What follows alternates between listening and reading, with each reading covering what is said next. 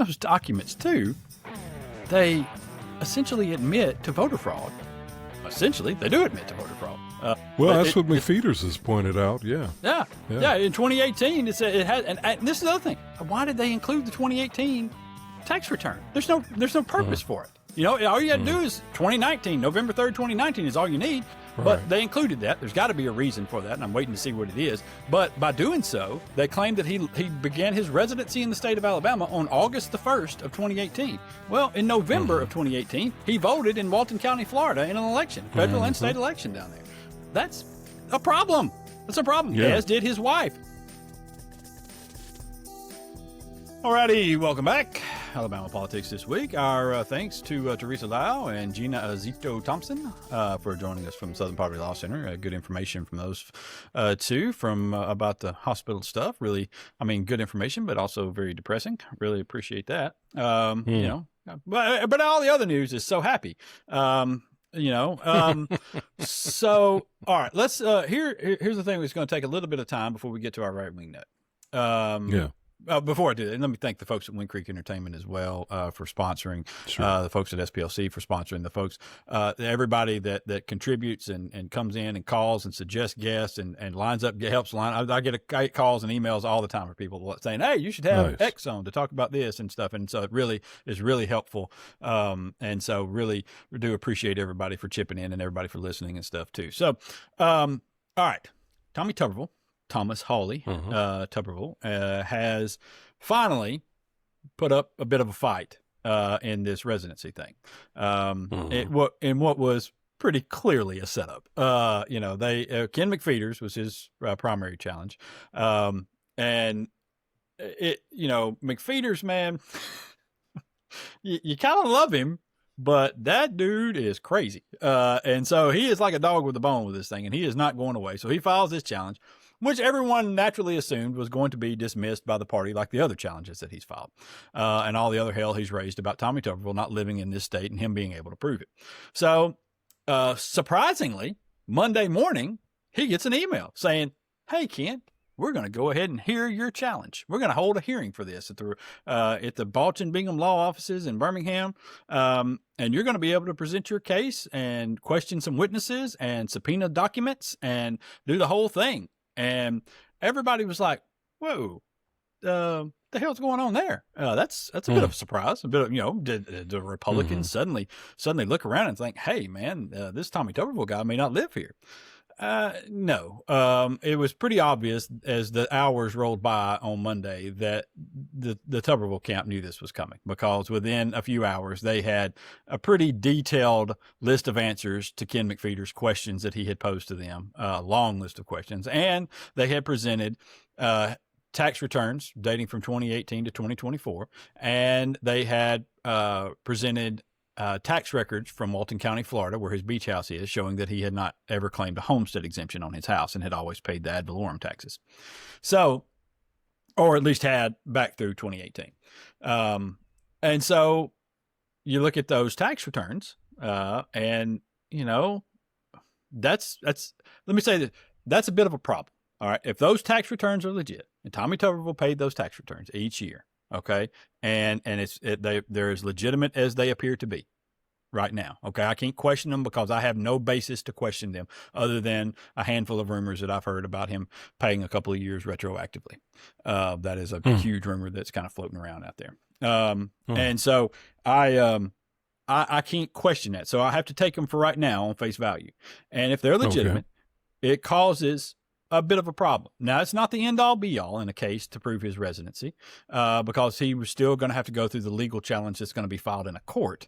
But it's going to be pretty hard given the way they framed this case. And the way Tuberville's folks have framed this case is, look, here are his tax returns showing that he paid taxes in this state.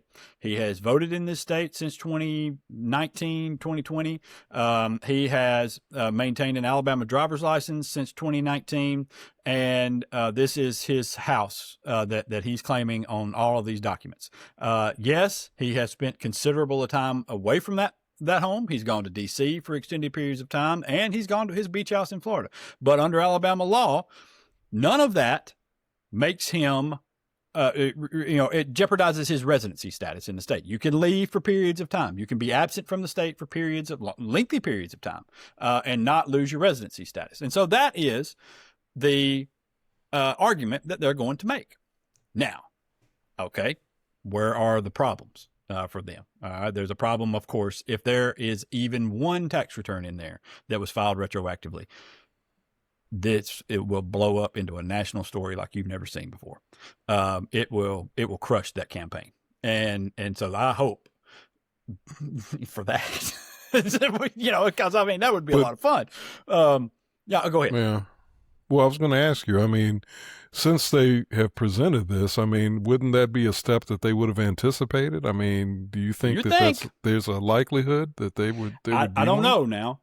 So they've presented this in front of the Republican hearing that they're going to have, and that's a whole lot different than presenting it to a court.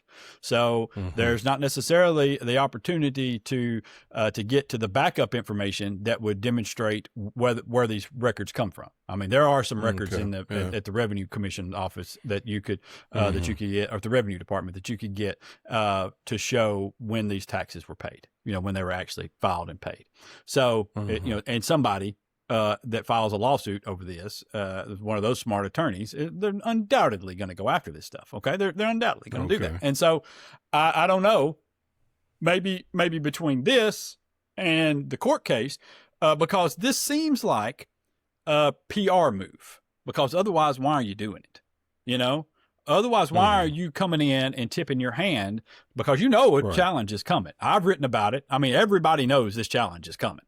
So why are you tipping your hand other than you're attempting to skew the story in some certain way, or reveal some things that you want people to start thinking about, and put a story out there and a narrative out there that pulls some folks back onto your side? Because I think by failing to answer this for so long, they lost a lot of people. A lot of people have assumed at this point that Tommy Tuberville can't prove that he lived here, because he was so flippant about not doing that, and so, like I said, this is a problem because now you don't have documents. If those are real tax returns, and there's no problem, that's a problem because you don't have documents, just stone cold black and white facts, but those documents too, they essentially admit to voter fraud. Oh, essentially, they do admit to voter fraud. Well, that's what McFeeters has pointed out. Yeah. In 2018, it has, and this is the other thing. Why did they include the 2018 tax return? There's no purpose for it. All you got to do is 2019, November 3rd, 2019 is all you need. But they included that. There's got to be a reason for that, and I'm waiting to see what it is. But by doing so, they claim that he began his residency in the state of Alabama on August the 1st of 2018. Well, in November of 2018, he voted in Walton County, Florida in an election, a federal and state election down there. That's a problem. That's a problem, as did his wife. It's a bigger problem possibly for his wife, because in addition to filing this joint tax return with Tommy Tuberville and stating that they became residents on August 1st, she also, in October of that year, claimed a homestead exemption on that Auburn home, saying let me back up. There's a homestead exemption on a home that her and her son co-owned on the deed. Right. All right. And so there's a question as to whether or not she could claim it or he could claim it. But if she claimed it on her taxes and did not pay the taxes off of this thing, then, that's her saying, I live here. That's my homestead exemption and I live here. So that also is a bit of a problem. The other thing that they did in this filing is they admit in there that all of the expenses from his Senate reimbursements from his Senate office to his a couple of PACs that have reimbursed him tens of thousands of dollars for travel, dining, shuttle service, flights, all that. They say that it is vacation excursions, vacation escapes for him to the coast. No, it's not evidence that he's living there. These are vacation escapes. Holmes, that's illegal. All right. You can't do that. You cannot use your Senate campaign or your Senate account for your office to reimburse you for travel to a vacation home. This has been settled 3 or 4 years ago. All right. The same works for PACs. PACs are a bit looser on some things. If you had events and things like that down there, then maybe. But there's no way you're getting away with $15,000 worth of shuttle services and private planes and all this stuff that you're taking down to the Gulf Coast to be reimbursed out of your PAC. That's illegal as well. Well, yeah. I mean, if I'm understanding what you're saying correctly, I think it's been long understood that you can't use campaign finances for personal expenses. Yes, and that's exactly what this is. And that's what this is. I mean, that goes back further back than 3 or 4 years ago, right? I mean, that's but there was a ruling back a couple years ago, and I'd have to go back. I want to say it was for a senator from Wisconsin who was traveling to his beach house in Florida, and he was expensing return flights back to DC, and his claim was, I should be able to expense these because that is official business. And ultimately the Senate Ethics Committee or whatever ruled in his favor that he could expense the trips back to DC because that is official business, no matter where he's coming from. Right. But you can't do it to there or expense any of the things that you have while you're there. Right, on the front end, because that goes to the vacation. Right. Yes. Right. Yeah, that's a personal expense. Yeah, exactly like you're saying. And so I mean, that opens up a whole other can of worms here. A couple of cans actually. That Councilman McFeeters has already filed an ethics complaint against him for the usage of his campaign accounts and the way he's going about it. Because he's got, tens of thousands of dollars in over the last few months of private planes flights down to the Gulf Coast. Let me just say, one of the reasons why I was so convinced that Tommy Tuberville lived primarily at his beach house and not in Auburn. Well, there are two real reasons. One, if you ever go to that neighborhood, there is no chance that anybody who drives down that street and looks at that house would ever come away thinking, yeah, a U.S. senator definitely lives there. There's no chance. Okay, none. But it's got my understanding is it's got one bathroom. Is that right? 3-bedroom, 1 bath. Yeah, 3-bedroom, 1 bath, and that's come on, though. You know what I'm saying? I mean, and so the other thing though is that there are multiple instances in there where you can see where Tuberville has expensed a flight that left D.C. and went to an airport. Well, first of all, his first couple of years before that ruling came out from the Senate Ethics Committee, he expensed flights to the Gulf Coast back and forth all the time. All right. They were like, I think it was his first 9 flights or something like that were all to the Gulf Coast. All right. And he expensed all of them. Then that ruling came out and he stopped doing that. He stopped expensing the flights there. And suddenly expenses for flights started to show up on his PAC accounts. All right. And so because that, I guess, is legal, you can fly wherever you're going, I guess, or that was their thinking. But there was very often, a number of expenses in those accounts while he was there for the weeks he was there, and then a return flight from one of those Gulf Coast airports back to D.C. So all of that is tangled up in this stuff. And that's the reason why they needed to make this argument that no, those were just vacation excursions. So the man needs to get away. He works hard for the state of Alabama. He's just down there on those vacation escapes, But in doing so, how long was?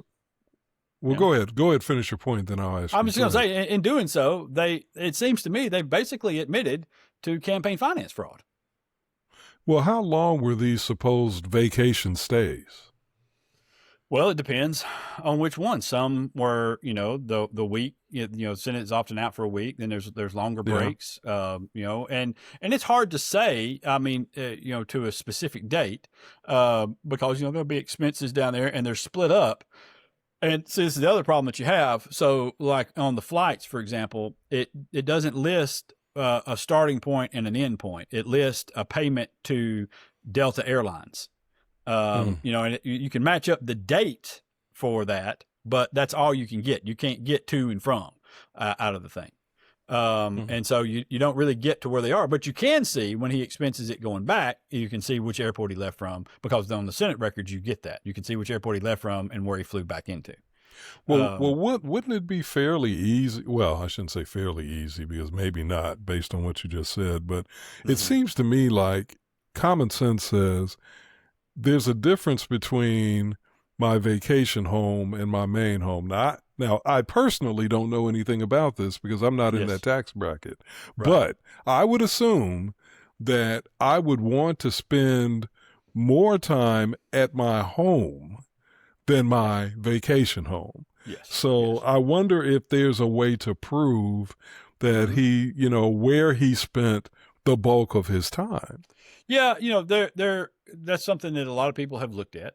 Listen, I give a lot of credit to the Lagnap Daily and Scott Johnson, a reporter down there with them. They've done a ton of work on this thing, and Yeah. we did some back about a year ago, looking at the whole thing and kind of laid out what we thought was a pretty fair case, and then just we kind of walked away from it for a little bit, and just because nobody else was picking it up, and so we just can't just keep hammering on the same thing all the time. But Right. I mean, it's an important issue. Don't get me wrong; it's a very important issue. But yes, there is a way, and one of the things that is I think really really damning is the most obvious airport for him to fly into would be Montgomery if he lived in Auburn, in that Auburn house. That would be the most obvious airport because there's no real commercial flights available to go into the Auburn airport. So he's going to fly into Montgomery most of the time, maybe Atlanta, maybe Birmingham if he can't get the flight to Montgomery or whatever. But mostly it should be to Montgomery. Up until about a year and a half ago, there are very, very few flights into Montgomery. In addition to that, there are hardly any expenses at all for similar things that you would expect to cost him some money in the state of Alabama. There's nothing for a shuttle service. There's no airport parking fees. There's no car rental. You know what I'm saying? There's none of those things that are present on the Gulf Coast. I mean, one of his biggest expenses or most repeated expenses is to 30A taxi and shuttle service. He spent like 16 grand with them, over the course of a couple of years, picking him up at the airport and driving him to his beach house in Santa Rosa, Florida. And so, I think all of that is still out there. All right. For somebody to poke around at, if there's not though a hole in the tax records, I fear that we know where we live. We've just seen what the highest court in the country is willing to do. If you give them a crack to kind of slither through on this, then they're going to slither through it and say, oh, you know what? We'll let the voters decide, because it's always a backstop to this. If you don't believe he lived here, then you don't vote for him. All right. But we're not going to get in the middle of this. And we don't believe there's enough evidence to say that he definitely did not reside in this state or that he violates the Alabama Constitution, because, look, he makes a good argument that, he's gone away from his home a lot because of his Senate duties and because he has a vacation home somewhere else that he likes to stay at. And, he gets back to the state a lot. He pays a lot of bills here. I think it's going to be an interesting argument, but I am most interested in hearing what comes out about the tax returns themselves and whether or not those same tax returns are presented in a court of law, because that's a whole other level of scrutiny that must be applied to this thing. And I'm interested to see if they put them up as evidence in the court case, then I guess we'll see. But I think there's going to be some other documents to go along with them. My final question to you before we get to our right-wing nut is, are you more optimistic that, a solid, legally binding case can be made that he's not a resident, or are you less optimistic? I'll say I was a bit surprised that he has these documents, that he has these tax documents. I suspected there was going to be a dog and pony show over this, and that they were not going to turn up. And like I said in the column that I wrote for Wednesday, I it does, if those are legitimate and there's no holes in those things, it does make it much more difficult to, to prove that he doesn't live there. Is it impossible? No. And, part of that will be, getting Suzanne Tuberville under oath in a deposition and talking to her about how often they've actually stayed there. Same with Tommy Tuberville, proving other records, expenditure records, such as, like where you buying gas, where you playing golf, where those things will all play a role in this thing and show, that he spent very little time in this state around that house. But, like I said, we're also dealing with, number one, a fairly biased court going into this. And no matter what court you're going into, there's always that inclination when it comes to election disputes like this to just let the voters decide and the court stay out of it. One other real quick question. Mm-hmm. Is there constitutionally or legally, which I guess is maybe the same thing, is there a legal definition for what it means to be, what constitutes being a resident? Well, all right. So yeah, there's not a hard and fast one for that, but the courts have generally relied on a lot of different factors to determine it. And tax records are one, voting records, driver's licenses, but more important probably than all of that is just your daily life. Where do you sleep at night? Where are the majority of your possessions? Where are you doing your basic stuff? Where are you getting your dry cleaning? Where's your doctor? Where's your dentist? Where's your, how does all that work? And that I think is far more important, than documents sometimes, because documents can show, something that isn't necessarily true.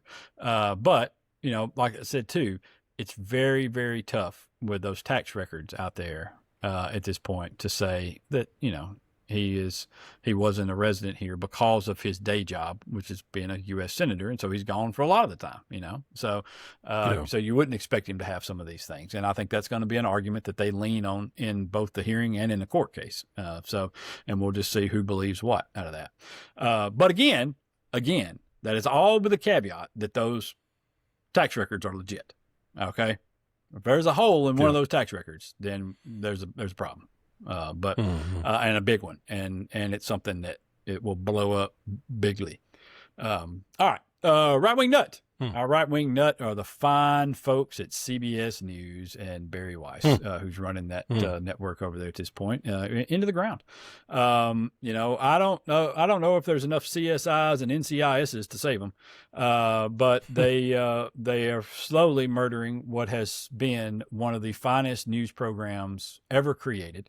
It is a staple of American television. It is historically the most watched program in America. It is still the most watched program in America that does not involve a ball or a stick. It has continued to grow while other things have diminished and fallen off. It has utilized the social media platforms and other things to help itself grow. And they're trying to kill it because truth is scary to people who are doing bad shit, and that's just all there is to it. I think what Scott Pelley has said on the way out the door as he was fired this week is pretty damning. I mean, he's accused the network of trying to force him to insert what he called falsehoods into news reports. Yep. He also indicated, and this as somebody with a journalism background, this is very chilling to me. Well, that's very chilling also, but this is also very chilling to me, that they apparently were allowing subjects of 60 Minutes pieces or investigations to choose to select the correspondent that would interview them. I mean, that's not journalism. It's the CCOT thing. And neither is inserting falsehoods into reports. I mean, that's not journalism. Yeah. Well, and I think by that he meant that they were trying to require them to accept excuses without fact checking, without pushback from the Trump administration and Trump officials for explanations for things. One of them being the Seacott story that they killed, and Barry Weiss held that up. And then, of course, it leaked out. And then they fired the reporter who reported on that story. And that was one of the more atrocious things that you'll ever read about, the way that was handled. But he did explicitly say falsehoods, though. He said that. No, and that's what I'm saying. I wasn't disagreeing. No, don't get me wrong. I think what I'm saying is I think by that he was saying that these were things that we knew to be false, that they wanted us to put in as their response to our stories, and without any pushback. That's what I'm saying. Yeah. 100% they were false. I mean, half the thing that administration lies like most people breathe. Okay. I mean, it's just it's ludicrous that we're in this at this point still with these people and what we're doing. But I mean, Pelley going out. Let me tell you what somebody should do. A smart company out there should do, whether it be ABC or somebody around. They should start a program called 61 Minutes. And they should hire Scott Pelley, and they should hire the reporter who was also fired for the Seacott story. They should hire some of the past. I bet Anderson Cooper would go. Producers. I bet there are a lot of people. I don't know about non-competes and all that. But I think that there are probably a lot of folks you could get and start this thing back up. I compare it to the inside the NBA guys. Leaving TNT and going to ESPN, and it's the same show, and people love it, and I think it's the same way with 60 Minutes. It's not the network. The network didn't have shit to do with it. It was the quality of the program and the quality of the stories. And I'm gonna tell you, man, every single week, and I know you sometimes get couched as an old person. And look, I get it. One day you're cool, and the next day you're showing people pictures of the birds on your bird feeder camera. I get it. Okay, all right. So I know I'm an old person. All right, I get it. But I've watched 60 Minutes for a long, long time.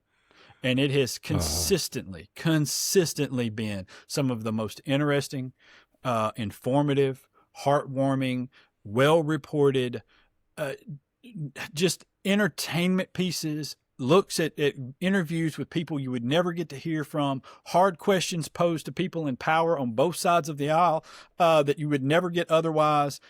It is a staple of the country. And we're losing it to these dipshits. Literally. And I don't say that lightly. I don't call a lot of people dipshits, okay? But Barry Weiss is unqualified, and she got that job because of the Ellisons, and they wanted to tear apart what CBS had built, okay? They wanted to tear this down because it is such a strong voice of reason and news and truth. They needed to have it shut down. And they didn't like what they were telling them. And in this world where if you've got enough money, you can make people not tell you things that you don't want to hear.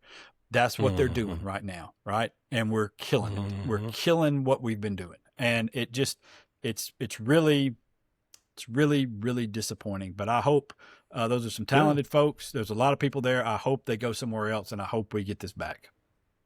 I grew up watching 60 Minutes, and I remember, Mike Wallace and Ed Bradley, and Morley Safer. So I mean, what was the guy at the end? What was the guy at the end of the show? Andy Rooney. Yeah, Andy his Rooney. Commentaries. I mean, they were doing mad. solid journalism.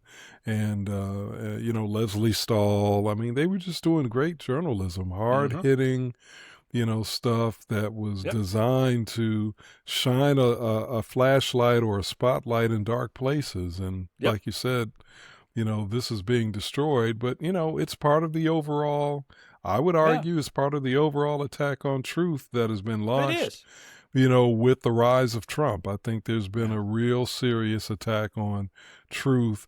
And it's now, thank God, and now it's not just Democrats or conservatives or liberals saying it, but you got a lot of conservatives that are also saying the same thing, that even though they may disagree with us on policy and other stuff, they definitely agree that there is a huge, sort of cloud of denial and propensity towards, fake, false realities that have been conjured up, in this era of Donald Trump. Yeah, it's really sickening to watch this go on. It's really sickening. I had a conversation with a reporter friend of mine the other day, and we were talking about, some of the things that are now the norm. And the way people have, they've so made they've made corruption so commonplace now that it just is something that rolls right off people's back, that they don't appreciate it anymore. And I've had this conversation with a lot of people around, where they say, I've told them, look, things that there were things that have happened on just a random Wednesday that were gone by Thursday that 10 years ago would have ended the careers of politicians. And I mean, right now, this shit with the reflecting pool, had Barack Obama done that with that's just a minor story compared to some of the other stuff. If he had done that, if Sasha Obama, was out here cutting deals left and right with the Saudis and other people with the cryptocurrency world and everything else, can you imagine the outcry? I mean, shit, they drug poor Hunter Biden over the coals, and they didn't have shit on him. Yeah, I was just going to say, Hunter Biden wrecked that poor guy who just had a drug problem. And by the way, I don't know if you saw it or not, but Hunter Biden went on Candace Owens' podcast. I didn't see that. No. Yeah, you should watch that. You should watch what he talks about on there, and talks about that laptop. And he says, you know what the laptop proved? That I was a crackhead, and who cared? I mean, it was his personal struggles, and they drug that kid through. I mean, he's lucky he's alive, honestly, with what they did to him, and the Biden family. But anyway, it's all part of this never-ending stream of bullshit to distract people. So, and honestly, the whole goal, and I don't know what it's going to take to convince people of this, the whole goal is to help rich people get richer. All right. That's the whole goal. And I don't understand why folks can't see this and put aside some of these petty arguments that we have over race and class and other things, and start paying a little bit more attention to that. Yeah, it's definitely about expanding the oligarchy, as you just said, but also it's about Trump staying out of prison. I think he really, some of that is, yes. Because, I mean, some of that is absolutely a part of that as well. He's trying to stay out of prison. Well, I just continue to take the paper because I read the obituaries. I only look at the front page because that's where the one I'm looking for will be.